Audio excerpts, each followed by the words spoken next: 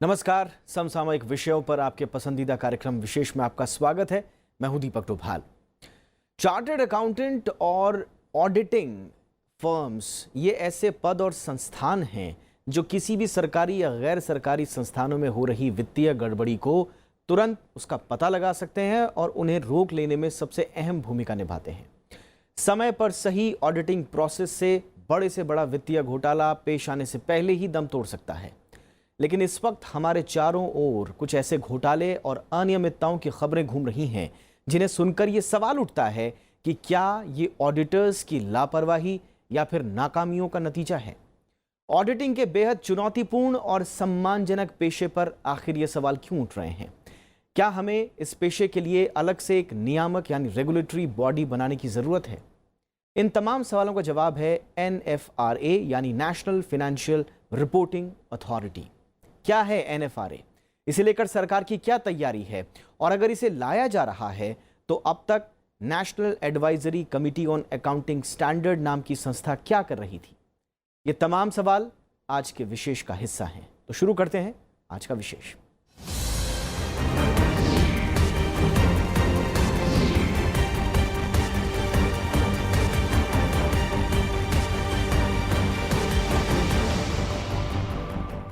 तो केंद्रीय मंत्रिमंडल ने राष्ट्रीय वित्तीय सूचना प्राधिकरण यानी NFRA की स्थापना के प्रस्ताव को मंजूरी दे दी है। NFRA एक स्वतंत्र विनियामक के तौर पर काम करेगा और इसे ऑडिटर्स पर कार्रवाई करने का अधिकार भी होगा।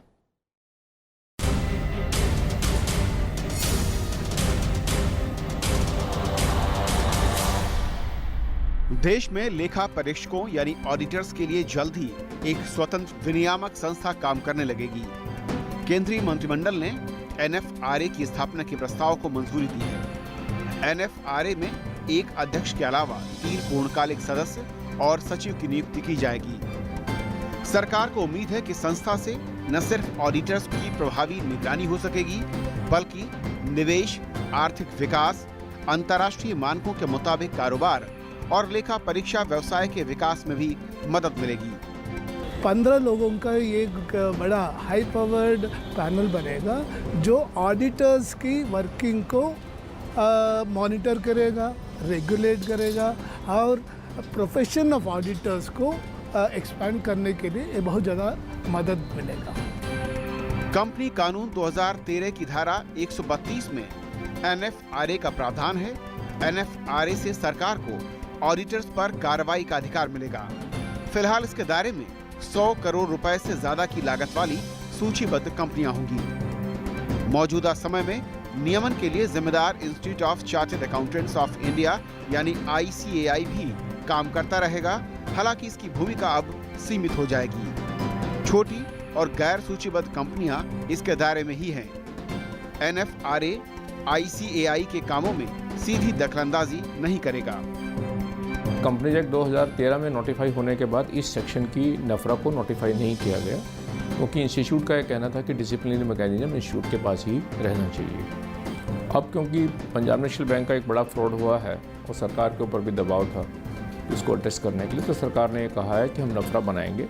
15 मेंबर की बॉडी होगी जिसमें एक चेयरमैन होंगे, कुछ फुल टाइम मेंबर होंगे, होल टाइम जिसे कहते हैं, कुछ पार्ट टाइम मेंबर होंगे। और ये जो बॉडी है ये अकाउंटिंग स्टैंडर्ड सेटअप करेगी, ऑडिटिंग स्टैंडर्ड सेटअप करेगी और यही बॉडी डिसिप्लिनरी के कुछ केसेस जो सीरियस केसेस जो हैं, जैसा कहा जा रहा है कि लिस्टेड कंपनीज के केसेस हैं, उनको ये देखेगी। दरअसल चार्टर्ड अकाउंटेंट आत्मनियमन के मामले में अपेक्षाओं पर खरे नहीं उतरे हैं। हाल के दिनों में कई वित्तीय गड़बड़ियों में चार्टर्ड अकाउंटेंट्स की भूमिका पर सवाल खड़े हुए। फिलहाल ICAI ऑडिटर्स पर कार्रवाई करता है और पिछले कई वर्षों में सिर्फ 25 CA पर कार्रवाई हुई है, जबकि 1400 से ज्यादा मामले अभी भी ICAI में लंबित हैं। उम्मीद है कि NFRA के गठन के बाद वित्तीय गड़बड़ियों पर लगाम लगेगी। लीना शर्मा के साथ जैगम मुर्तजा, राज्यसभा टीवी। सरकार ने ऑडिटर्स पर नकेल कसने के लिए नई विनियमन संस्था बना तो दी, लेकिन सवाल ये है कि नेशनल फाइनेंशियल रिपोर्टिंग अथॉरिटी यानी NFRA है क्या और ये किस तरह से काम करेगी? इसे समझने के लिए इस रिपोर्ट को देख लेते हैं। हाल के वर्षों में ऑडिट और ऑडिटर्स जैसे शब्द काफी चर्चा में रहे हैं। देश में हर वित्तीय घोटाले के बाद ऑडिटर्स की भूमिका पर सवाल उठते हैं। जाहिर है, ऑडिटर्स की भूमिका वित्तीय क्षेत्र में काफी अहम है। मौजूदा समय में ऑडिटर्स की निगरानी और इनके काम से जुड़े नियम तय करने के लिए institute of chartered accountant of India यानी ICAI जिम्मेदार है। लेकिन ये संस्था ऑडिटर्स के कामकाज पर नजर रखने और पारदर्शिता लाने में नाकाम रही है। इन कमियों से निपटने के लिए नेशनल फाइनेंशियल रिपोर्टिंग अथॉरिटी का गठन किया जा रहा है। NFRA का एक्शन प्लान ये होगा, आप ये देखेंगे तो अभी पंजाब नेशनल बैंक की जो घोटाले की जो परिप्रेक्ष्य में आप देखेंगे कि जितना भी फ्रॉड्स हो रहा है और उस पे जो है अभी खबर ये आ रहा है कि भाई ये रेगुलेटर्स अपना काम नहीं कर रहे हैं और ऑडिटर्स जो है, इंटरनल ऑडिटर्स और एक्सटर्नल ऑडिटर्स जो है वो अपना काम नहीं संभाल रहे हैं। इसलिए एक अंकुश जैसे लगना है। नेशनल फाइनेंशियल रिपोर्टिंग अथॉरिटी यानी NFRA एक स्वायत्त नियामक संस्थान होगा। कंपनी कानून 2013 के मुताबिक NFRA देश में लेखांकन और लेखा परीक्षा यानी ऑडिटिंग और ऑडिटरों से जुड़े मानक तय करेगा। इसके साथ ही ये संस्था न सिर्फ मानकों का अनुपालन सुनिश्चित करेगी बल्कि लेखा परीक्षा व्यवस्था से जुड़ी सेवाओं की गुणवत्ता की निगरानी भी करेगी। ये संस्था चार्टर्ड अकाउंटेंट या CA फर्मों की पेशेवर गड़बड़ियों की जांच कर सकेगी। इसे मामलों की जांच करने के अलावा दंड लगाने का भी अधिकार होगा। जांच में दोषी पाए जाने पर यह संस्था किसी CA या CA फर्म को 10 साल तक के लिए प्रैक्टिस से रोक सकती है। देखिए, काम करने का तो सिंपल एक अकाउंटिंग स्टैंडर्ड सेटअप करना जो है, आज की डेट में इंस्टीट्यूट एक एक्सपर्ट बॉडी है, लेकिन उसको स्टैट्यूटरी बैकिंग देने के लिए जो इंस्टीट्यूट के स्टैंडर्ड हैं इस बॉडी के पास जाएंगे, वो नोटिफाई किए जाएंगे। इसी तरह से ऑडिटिंग के जो स्टैंडर्ड्स हैं वो इंस्टीट्यूट जो सेटअप करता है इंटरनेशनली ग्लोबली एक्सेप्टेड पॉलिसीज़ के ऊपर, प्रैक्टिसेस के ऊपर, वो इसके पास जाएंगे, वो नोटिफाई करेंगे। अब जैसे PNB जैसे जो फ्रॉड हुए हैं उसके ऊपर जो केसेस आएंगे, जो ऑडिटर की नेग्लिजेंस, ग्रॉस नेग्लिजेंस के जो इश्यूज आएंगे, वो ये अथॉरिटी एग्जामिन करेगी और यही अथॉरिटी सजा देगी उसको। कंपनी अधिनियम की धारा 132 के तहत NFRA के कार्यक्षेत्र में सनदी लेखाकार, उनकी फर्म और सूचीबद्ध कंपनियां हैं। NFRA को सिविल प्रक्रिया संहिता 1908 के तहत एक दीवानी या सिविल अदालत जैसे अधिकार प्राप्त होंगे, यानी ये समन कर सकती है, जुर्माना लगा सकती है और सजा सुना सकती है। कंपनी कानून की धारा 132(4)(a) के तहत NFRA किसी मामले की जांच शुरू कर दे तो फिर सेबी या अन्य संस्था या निकाय उसमें कार्रवाई नहीं कर सकते। बाकी देशों में लगभग 54 कंट्रीज में ये जो है इंडिपेंडेंट रेगुलेटर्स है ऑडिट प्रोफेशंस देखने के लिए। भारत में भी कंपनीज एक्ट में ये प्रावधान दिया गया है कि भाई एक अलग से ऑटोनमस ऑर्गेनाइजेशन बनाया जाए। फॉर सम रीज़न ये हुआ नहीं है, तो अब लग रहा है कि सरकार को भाई if we have to fight corruption, black money और बैंकिंग घोटाले जैसे फाइट करना है तो एक इंडिपेंडेंट ऑर्गेनाइजेशन का जरूरत है। सीधे शब्दों में कहा जाए तो NFRA स्वतंत्र ऑडिट नियामक की तरह काम करेगा।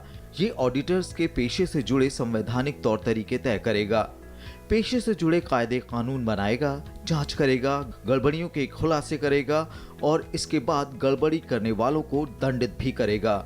हालांकि पेशे से जुड़े लाइसेंस जारी करने और सिलेबस तय करने का काम अब भी institute of chartered accountants of India यानी ICAI ही करेगा। लेकिन इतना तय है कि ये संस्था वित्तीय गड़बड़ियों पर नजर रखने में काफी अहम भूमिका अदा करेगी। लीना शर्मा के साथ जैगम मुर्तजा, राज्यसभा टीवी। मौजूदा व्यवस्था में ऑडिटर्स की भूमिका और वित्तीय घोटालों में उनके शामिल होने के पुख्ता सबूत मिलने के बाद नियामक संस्था का जो मसला है वो स्वाभाविक लगता है। लेकिन सवाल ये भी है कि जब पहले से ही institute of chartered accountants of India मौजूद है तो फिर वित्तीय सूचना प्राधिकरण यानी कि NFRA की ज़रूरत क्यों पड़ी, और क्या नई संस्था वित्तीय गड़बड़ी रोक पाने में वाकई कामयाब होगी?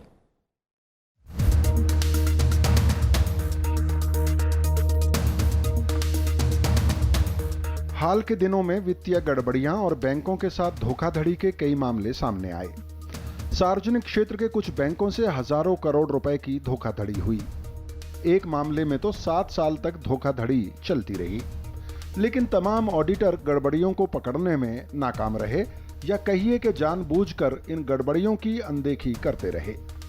वित्त मंत्री को दी गई अपनी रिपोर्ट में पंजाब नेशनल बैंक ने अपने सिस्टम की ऐसी कई खामियां स्वीकार की। रिपोर्ट में बैंक ने नियामक सिस्टम में सुस्ती की बात को मान लिया।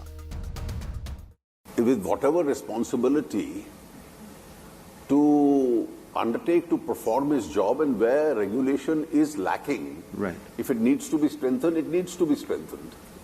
You see, ultimately, if a fraud is taking place in multiple branches of banking system and you don't have a single employee who raises the red flag, doesn't that become worrisome for the country as a whole? You had at least multiple layers of auditing system, right, which chose to either look the other way or did a casual job. इन तमाम घटनाओं ने न सिर्फ banking system बल्कि auditors की विश्वसनीयता पर सवाल खड़े किए हैं। आम लोगों में इस विश्वास को फिर से स्थापित कर पाना आसान नहीं है। ऐसे में एक मजबूत नियामक बेहद जरूरी है। सरकार का दावा है कि NFRA न सिर्फ मजबूत मानक तय करेगा बल्कि तंत्र में लोगों का विश्वास भी मजबूत करेगा। इसके जरिए ऑडिट फर्मों के लिए न सिर्फ नियम तय किए जा सकेंगे बल्कि गड़बड़ी पाई जाने पर सजा भी दिलाई जा सकती है। NFRA is an institution that is supposed to be basically a autonomous organization जो ऑडिटर्स को इंडिपेंडेंटली रेगुलेट किया जाए। अभी तक जो है corporate affairs department is to do it, but now there is a need felt। एक जरूरी माना जा रहा है कि भाई एक इंडिपेंडेंट रेगुलेटर बनाया जाए। हालांकि NFRA के गठन का पहला प्रस्ताव 2009 में आया था। दरअसल सत्यम और सहारा की वित्तीय गड़बड़ियों से जुड़े मामले सामने आने के बाद माना गया कि 1956 का कंपनी कानून बेहद कमजोर है। इसके बाद 2013 में नया कंपनी कानून बनाया गया। नए कानून में ऑडिटर्स के लिए एक मजबूत नियामक संस्था का प्रावधान किया गया। हाल ही में जब बैंकिंग सेक्टर में एक के बाद एक करके कई वित्तीय गड़बड़ियां सामने आई तो तय हो गया कि ऑडिटर्स पर लगाम लगाना बेहद जरूरी है। Under the new companies act government ने 3 पावर इंट्रोड्यूस की उसमें, एक अकाउंटिंग स्टैंडर्ड, दूसरा ऑडिटिंग स्टैंडर्ड और तीसरा डिसिप्लिनरी मैकेनिज्म। और इसमें थोड़ा सा ध्यान करने की बात यह है कि 2009 में जब सत्यम हुआ था तो उसके बाद उस समय कंपनीज एक्ट नया बन रहा था, तो गवर्नमेंट का मन ये था कि जिसके इसमें कुछ सीरियस फ्रॉड के केसेस हों उसकी इन्वेस्टिगेशन एक ऐसी अथॉरिटी करे जिसके पास ज़्यादा वाइड पावर हो एज़ कम्पेयर टू ICAI। अभी तक नियामक के तौर पर काम कर रहे institute of chartered accountant of India के पास अपने सदस्यों को काबू में रखने के लिए पर्याप्त अधिकार नहीं है। ये एक बड़ी पंचायत की तरह काम कर रही थी जिसमें कई समितियां थीं। ये समितियां 1 साल के लिए बनती थीं और बिना काम किए खत्म हो जाती थीं। इधर NFRA न सिर्फ ऑडिटर्स यानी लेखाकारों की जांच कर सकता है बल्कि इसके पास दफ्तर में छापेमारी और रिकॉर्ड जब्त करने तक के अधिकार दिए गए हैं। साफ है कि मजबूत नियामक की जरूरत लंबे अरसे से महसूस की जा रही थी जो अब जाकर पूरी हुई है। लीना शर्मा के साथ जैगम मुर्तजा, राज्यसभा टीवी। NFRA को लेकर ICAI से लेकर सेबी तक कुछ आशंकाओं की खबरें सामने जरूर आई हैं। ऑडिटर्स को ओवर रेगुलेशन की चिंता भी सताने लगी है, लेकिन सरकार और जानकार मानते हैं कि NFRA आने से ऑडिटिंग के काम में पारदर्शिता आएगी और इससे ऑडिटिंग की निगरानी ज़्यादा सशक्त, मल्टी मेंबर और परमानेंट बॉडी कर पाएगी। लेकिन फिर सवाल ये उठता है कि national advisory committee on accounting standards यानी NACAS क्या कर रहा था? NFRA NACAS से कैसे अलग है? देखते हैं इस रिपोर्ट में। राष्ट्रीय वित्तीय सूचना प्राधिकरण यानी NFRA का काम सिर्फ चार्टर्ड अकाउंटेंट्स और उनकी फर्मों की जांच का ही नहीं होगा, बल्कि इसका दायरा सूचीबद्ध कंपनियों और दूसरी बड़ी गैर सूचीबद्ध कंपनियों तक होगा। लेकिन NFRA आखिर national advisory committee on accounting standards यानी NACS से कैसे अलग होगा, ये जानने के लिए हमें थोड़ा पीछे जाकर NACS की स्थापना और उसके उद्देश्यों को समझना होगा। दरअसल NACS की स्थापना कंपनीज एक्ट 1956 के तहत की गई थी। हर कंपनी की बैलेंस शीट और घाटे और मुनाफे की सही जानकारी के लिए कंपनी संशोधन कानून 1999 की धारा 211 में 3 नई उपधाराएं 3A, 3B और 3C जोड़ी गई। इन उपधाराओं के तहत कंपनी को हर बैलेंस शीट, लाभ हानि खाते जैसी जानकारियों का अनुपालन केंद्र सरकार के बनाए लेखा मानकों के तहत करने का प्रावधान किया गया। लेकिन केंद्र सरकार को इन मानकों और नीतियों को तय करने के लिए एक संस्था की मदद की जरूरत पड़ी। इसके बाद इसमें धारा 210A जोड़ी गई, जिसमें लेखा मानकों पर राष्ट्रीय सलाहकार समिति यानी NACAS का गठन का प्रावधान था। इस तरह NACAS का गठन हुआ और इसका मुख्य उद्देश्य कंपनियों के लिए लेखा मानक और नीतियां बनाने के लिए केंद्र सरकार को सलाह देना था। लेकिन NACAS का काम परामर्श देने तक ही सीमित रह गया, जबकि NFRA के पास सलाह देने के साथ साथ रेगुलेटरी पावर्स यानी नियामक शक्तियां भी मौजूद हैं। देखिए, कंपनीज एक्ट में एक प्रोविज़न किया गया था कि अकाउंटिंग एंड ऑडिटिंग स्टैंडर्ड के लिए एक अथॉरिटी क्रिएट होनी चाहिए। जो पुराना कंपनी एक्ट था 1956 का, उसमें सेक्शन 211(3)(c) था। उसके अंदर ये एक प्रोविज़न था कि जिसमें एक नकास होती थी, जिसे हम कहते थे national advisory council on accounting standard. So that was a council which was set up there. Institute ने, ऐसा मेरा मानना है कि अपने समय में अपने तरफ से बहुत एक्टिव और अच्छा वर्किंग की है। फिर भी आज की डेट में सरकार को लगा कि नहीं, कुछ सीरियस इश्यूज ऐसे हैं जिसमें शायद इंस्टीट्यूट को उतनी पावर नहीं है क्योंकि जो इस एजेंसी को आ जाएगी, क्योंकि इंस्टीट्यूट अल्टीमेटली एक प्रोफेशनल बॉडी है। इस तरह आप सीधे सीधे ये समझ सकते हैं कि NFRA NACS का ही काम करेगा, पर अतिरिक्त नियामक शक्तियों के साथ। यही NFRA और NACS का बुनियादी अंतर है। NFRA पेशेवरों की ओर से दी जाने वाली सेवा की गुणवत्ता के साथ साथ लेखा मानकों और ऑडिटिंग मानकों के अनुपालन की भी निगरानी करेगा, उन्हें लागू भी करेगा और जरूरत पड़ने पर अनुशासनात्मक और दंडात्मक कार्रवाई भी करेगा, जो NACS नहीं कर पाता था। हालांकि बाजार के एक तबके में ये आशंका भी है कि NARF के गठन के बाद सेबी और ICAI के अधिकार कहीं सीमित न हो जाएं। जानकारों का मानना है कि कंपनी कानून की धारा 132(4)A के तहत कहा गया है कि NFRA की ओर से मामलों की जांच शुरू किए जाने के बाद कोई दूसरी संस्था या निकाय कार्रवाई नहीं कर सकता। इसके पास इन्वेस्टिगेशन की पावर तो लिमिटेड है कि आपको सम्मन करके बुला सकता है। ये रेड नहीं कर सकता, किसी के यहाँ जाकर का कागज़ नहीं उठा कर ला सकता, किसी को बंद अरेस्ट नहीं कर सकता, तो वो पावर तो इंस्टीट्यूट पे नहीं है। तो अगर आज की डेट में लगता है कि भाई किसी ने वो किया है तो इसको एग्जामिन करना पड़ेगा। लेकिन इसमें एक चीज़ जो सबसे ज़्यादा ज़रूरी है, ध्यान रखने वाली बात है कि दो चीज़ों में हमें डिफरेंस निकालना पड़ेगा। एक जो एक क्राइम का पार्ट है, यानी कि जिसने कॉन्स्पिरेसी में पार्ट प्ले किया कुछ फ्रॉड कराने में, उसके ऊपर तो पिनल कोड है, क्रिमिनल एक्ट है, उसका तो मतलब नहीं है। दूसरा पार्ट है जिसने कि एक एज ए ऑडिटर आपको कुछ चीज़ देखनी चाहिए थी, आपने लापरवाही करी, क्रॉस नेग्लिजेंस की, इसलिए आपके ऊपर एक्शन होना चाहिए। सेम वे यहाँ मान लीजिए कि कोई रेगुलेशन बनाना है, उसके लिए जो मल्टी मेंबर एक्सपर्ट बॉडी जो बनता है, obviously it is going to be a better body.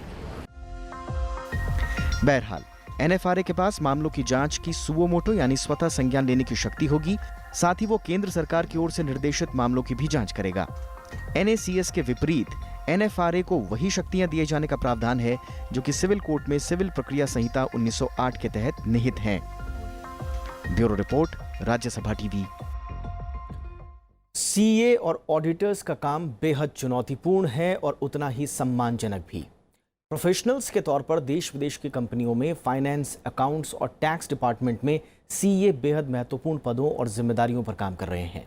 CA corporate घरानों को बिजनेस एडवाइस देने से लेकर प्रोजेक्ट प्लानिंग के काम को भी बखूबी अंजाम देते हैं। लेकिन बीते कुछ वर्षों में सामने आई वित्तीय अनियमितताओं में CA और ऑडिटर्स की भूमिका संदिग्ध हुई है, लिहाजा इस पेशे के स्वतंत्र नियामक की जरूरत महसूस हो रही थी। चार्टर्ड अकाउंटेंट यानी CA को एक जमाने में अकाउंट तक ही सीमित माना जाता था, लेकिन वैश्वीकरण के दौर में स्थितियां बदल रही हैं और बीते कुछ वर्षों में CA का कार्यक्षेत्र भी बढ़ता गया। सीए का काम दरअसल अकाउंटिंग, टैक्सेशन और ऑडिटिंग से जुड़ा हुआ है। देश की ज्यादातर कंपनियां कंपनी एक्ट के तहत रजिस्टर्ड हैं और उन्हें ऑडिटिंग के लिए सीए की जरूरत पड़ती है। कंपनी एक्ट के अनुसार केवल सीए ही भारतीय कंपनियों में बतौर ऑडिटर नियुक्त किए जा सकते हैं। एक तरह से देश की इकोनॉमी को नियंत्रित करने, इससे जुड़े सिस्टम का ऑडिट करने और उसे सर्टिफाई करने का काम सीए के जिम्मे होता है। लेकिन बीते कुछ सालों में ऑडिटिंग से जुड़ी चूक, नजरअंदाजी और घोटालों के मामले देखते हुए चार्टर्ड अकाउंटेंट्स की भूमिका कुछ संदिग्ध हुई है। Expectation gap between society and the auditors. Society ये उम्मीद करती है, रेगुलेटर गवर्नमेंट ये उम्मीद करती है कि अगर एक कोई भी balance sheet, profit and loss account, financial statement अगर ऑडिटर ने साइन कर दिए हैं, कल को किसी भी तरह की उस ऑर्गेनाइजेशन में, उस कंपनी में, उस एंटिटी में गलती निकलती है तो ऑडिटर जिम्मेवार है। जबकि ऑडिट का जो दायरा है वो एक डिफाइंड दायरा होता है कि उसको क्या देखना है और कैसे एग्जामिन करना है। अब किसी व्यक्ति ने, जो कंपनी के पास पैसे थे, वो उठा के किसी को मिसयूज़ कर दिए तो ऑडिटर को पावर है, देख सकता है कि पैसे थे, कहाँ गए, किसको दिए। लेकिन अगर किसी व्यक्ति ने मन में धारणा कर ली कि मैंने ऐसे करना और कोई चिट्ठी लिख के दे दिया, कहीं रिकॉर्ड नहीं रखा, तो उसको तो ऑडिटर नहीं सोच सकता। और तो और बैंक भी अपना सालाना ऑडिट सीए से ही कराते हैं। यदि किसी संस्था या व्यक्ति को लोन दिया जाए तो बैलेंस शीट सीए ही देखता है। शेयरों की खरीद फरोख्त में भी बैलेंस शीट देखी जाती है। तमाम टैक्सों के भुगतान का हिसाब किताब भी सीए के जिम्मे ही होता है।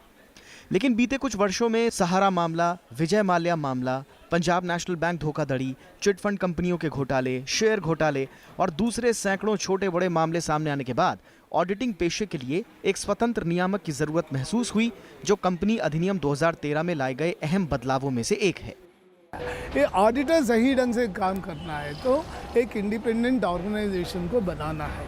अभी जो है institute of chartered accountants of India जो है वो काम संभाल रहे हैं। वो जो है वो अपना सेल्फ रेगुलेटरी रोल है। ये जितना भी चार्टर्ड अकाउंटेंट्स हैं और उनका चार्टर्ड अकाउंटेंट फर्म्स है उसको कंट्रोल कर रहा है। अब जो है वो उस कंट्रोल से बाहर निकल रहे हैं और इंडिपेंडेंट ऑर्गेनाइजेशन जैसे banks, financial institution, stock market expert, legal expert, accounting expert, ऐसे मल्टी मेंबर बॉडी जो है इंडिपेंडेंटली बनेगा। चार्टर्ड अकाउंटेंट ऑडिट के जरिए वित्तीय अनियमितताओं को उजागर करने का अहम काम करते हैं, लेकिन उनकी अनदेखी से अर्थव्यवस्था को बड़ा नुकसान पहुंचने की आशंका भी होती है। ऐसे में ऑडिटिंग पेशे के नियामक की पहल से कंपनियों की वित्तीय स्थिति के खुलासे से जुड़ी प्रक्रिया पारदर्शी होगी, जिससे निवेशकों और आम लोगों का कंपनियों पर भी विश्वास बढ़ेगा। Bureau report, Rajya Sabha TV.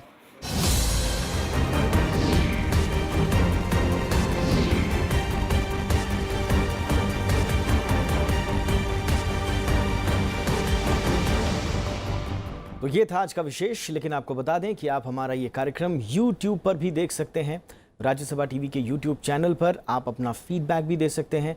आपके फीडबैक के मुताबिक हम अपने कार्यक्रम विशेष में सुधार की कोशिश भी ज़रूर करेंगे।